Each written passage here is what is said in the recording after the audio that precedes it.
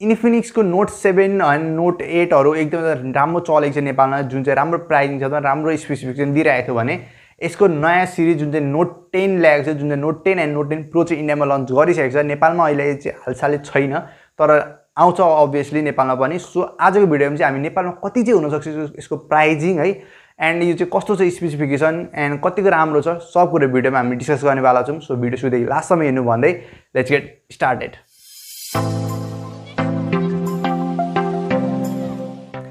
And सुरुमा चाहिँ हामी इन्फिनिक्सको नोट 10 प्रोको स्पेसिफिकेसन हेरौँ।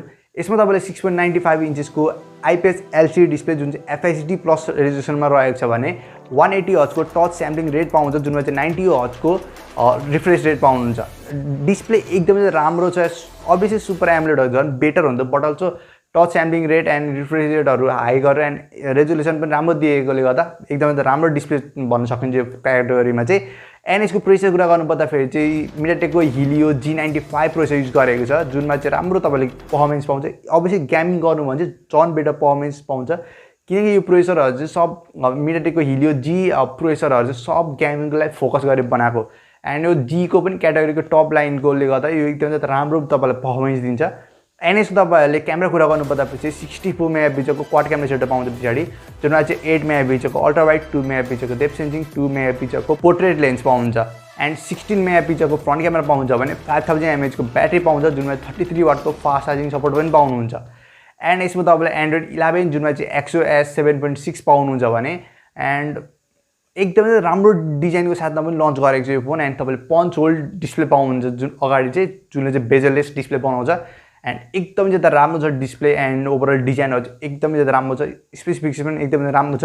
अब कुरा गरौँ यसको प्राइसिङको बारेमा, जुनमा तपाईँले 8+256GB भेरिएन्ट मात्र लन्च गरेको छ, जुनको प्राइस चाहिँ रहेछ 16,499।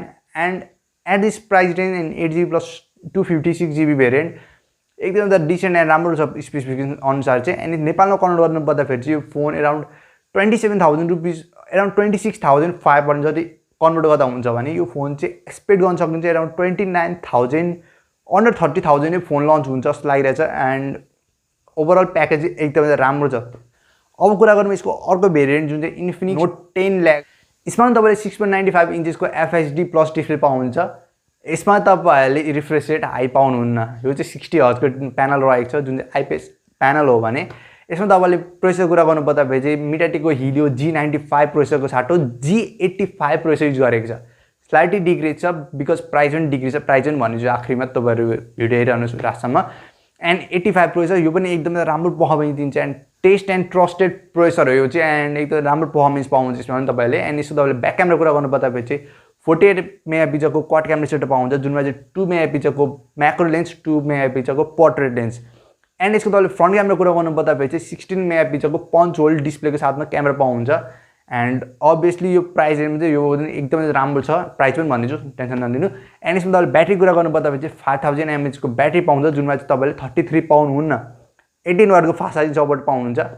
33 पाउँछ सोचेर मात्रै पाउनुहुन्न, यसमा तपाईँले 18 मात्रै पाउनुहुन्छ, 18 वाटको fast charging support.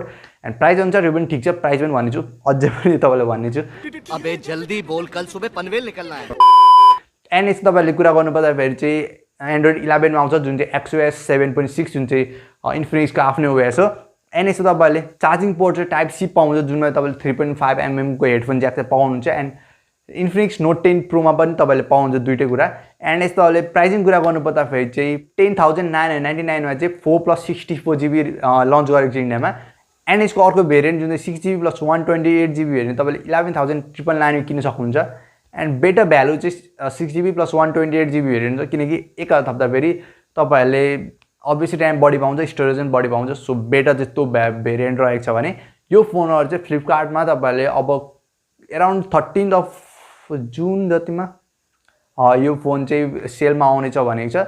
So hopefully अब कहिले आइपुग्छ, एन्ड नेपालमा पनि चाँडै नै आउँछ होला, बट अल्सो दिस पेन्डेमिकले गर्दाखेरि चाहिँ अलिकति टाइम लाग्न सक्छ, मतलब पेन्डेमिक मतलब कोरोनाले गर्दाखेरि चाहिँ टाइम लाग्न सक्छ। सो ठिकै छ। एन्ड यसको तपाईँले कन्भर्टेड प्राइसिङ मैले नेपाली भन्नु नै बिर्सेँ, जुनमा चाहिँ 10,999 प्राइस चाहिँ अराउन्ड 17,000 रुपियाँ हुन्छ कन्भर्ट गर्दा भने यो फोन चाहिँ अराउन्ड 19,000 to 20,000 को बिचमा, मतलब अन्डर 20,000 आयो भने पनि बेटर छ।